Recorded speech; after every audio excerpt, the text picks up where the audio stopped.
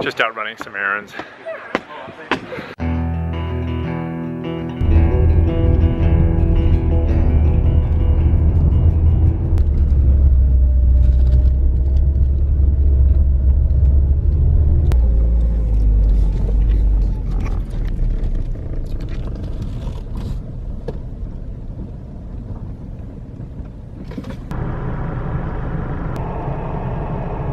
Good morning.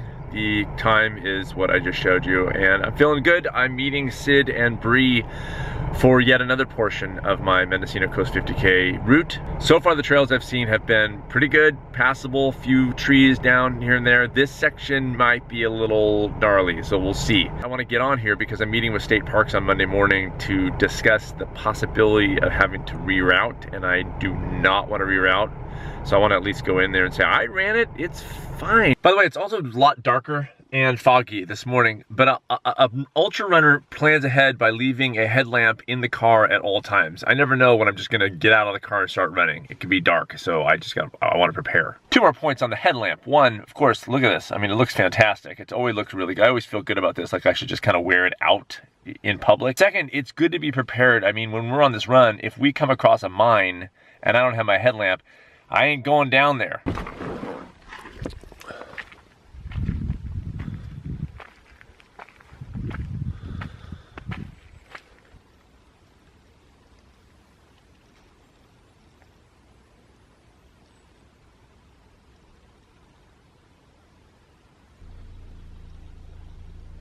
There they are.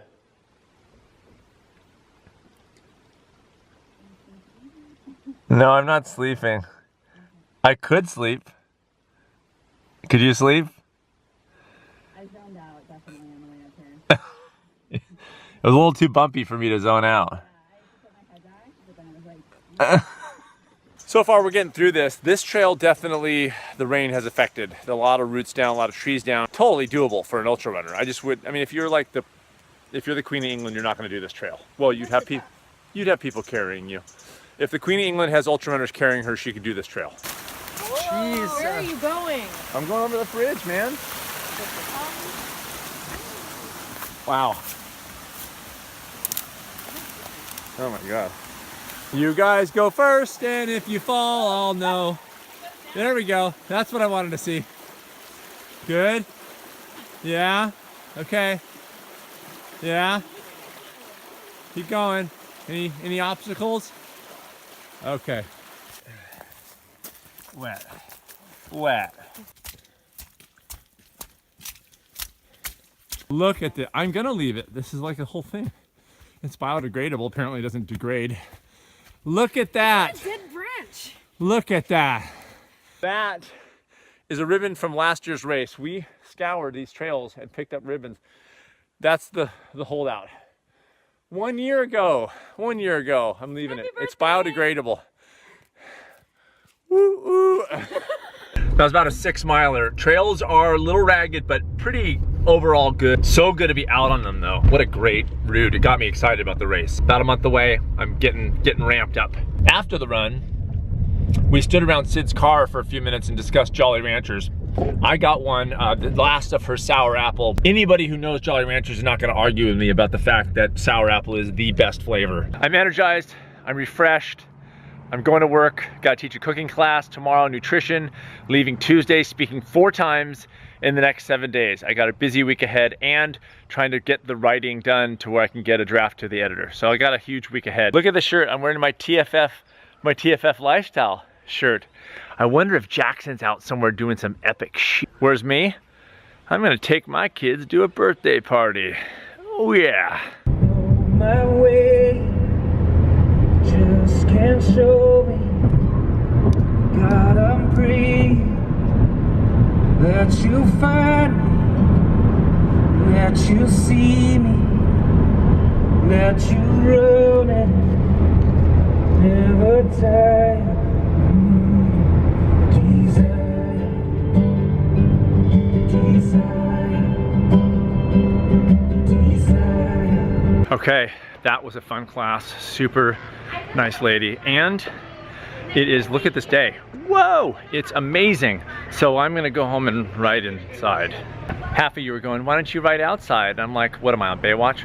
Back at the inn for my nutrition class. Every 5 minutes I think of something else I need to get done.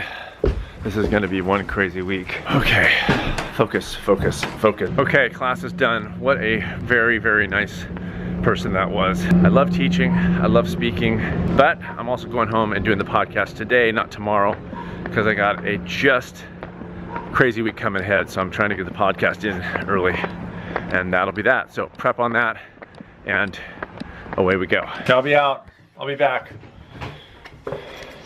Off to the podcast. I'm tired. You see the that in there? I got 1,400 things, and the race is now in full looming mode. I'm not actually like super busy with it yet. It's just taking up mental space like nobody's business. Okay, so podcast, gearing up, focus, focus.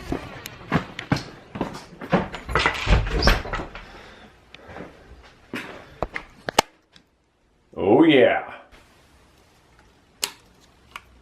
For those of you who don't know, I have a music step on my steps list. Music right before my podcast. Do it every week, just a few minutes. Makes a big old difference.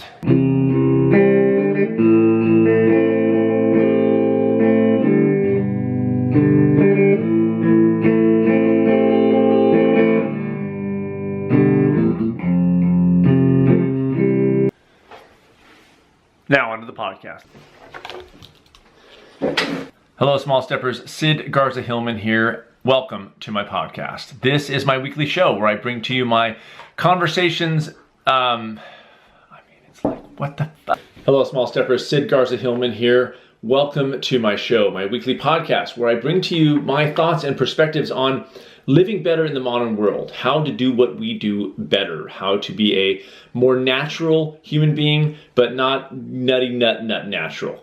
Fifth time's a charm. Podcast finished. That went pretty well. I rallied, got the energy up, and got through it. Of course, the coffee helped. Sit, shake. Oh, that's a good girl. Very good dog. Very good dog. Hi, honey. It is 6:38, and you're in your pajamas. So good. I'm gonna go check out how the garden is. My mother-in-law was in there today, and I haven't been out.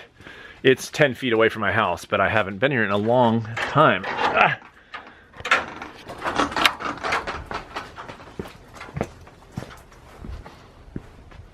Wow, she's been getting work done. This is looking great. That's all blackberry.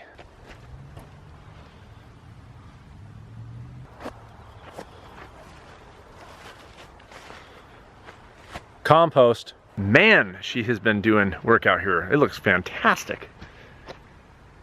Can't wait for this stuff to come up. I had a rough week this week, and since I'm only doing videos once a week, I can either have a very uneventful week or I can have an eventful week. This was one of the eventful weeks, and not all good. Had some just stuff happen. Obviously, I'm writing a book on healthy families, so I'm in the mindset of kids right now and just that whole thing. But this week I had a rough week. It was me having to jump in for my kid, for my child, and jump in such a way that was not a little bit uncomfortable. I'll put it that way. But it felt as uncomfortable as it was. It actually felt good, and here's why. I backed my kid. Always will. Always gonna have my kids back, period. But it was uncomfortable because my daughter wasn't super happy that we jumped in the way that we did. But at the same time, there was never a moment of hesitation for me or for Lisa. It was, this is happening, we're gonna get it done. We, above all else, are there to protect our children, to keep them safe and to keep them happy and healthy. It's all part of that picture.